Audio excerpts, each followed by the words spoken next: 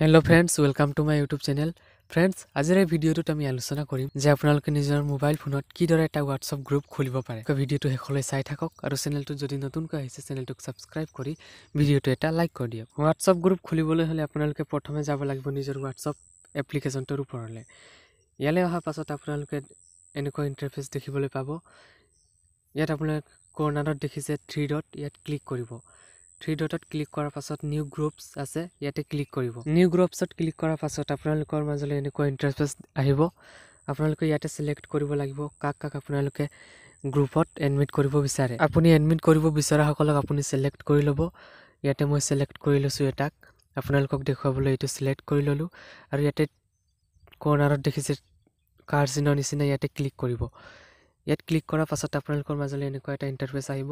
ইয়াতে আপোনালোকে দিব লাগিব নিজৰ গ্ৰুপৰ নামটো। সো মই ইয়াতে নিজৰ গ্ৰুপৰ নামটো দি দিছো। গ্ৰুপৰ নাম দিয়াৰ পাছত ইয়াতে ৰাইট চিন দেখিছে, তাত ক্লিক কৰিব।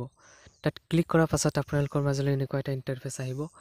আপোনালোকে ইয়াৰ পৰাও নিজৰ গ্ৰুপত এডমিট কৰাব পাৰে। ইয়াতে মই বৰ্তমান এডমিট নকৰো, আপোনালোকক দেখুৱাই দিছো।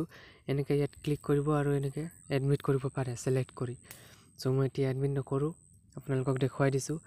ইয়াতে আছে গ্ৰুপ ইনফো, আপোনালোকে দেখিছে গ্ৰুপত আপোনালোকে কাক এডমিট কৰে আছে, ইয়াত সকলোবোৰ দেখা পাব। এইবোৰ সকলোবোৰ কৰি লোৱাৰ পাছত আপোনালোকৰ গ্ৰুপ ইয়াত ৰেডি হ'ল।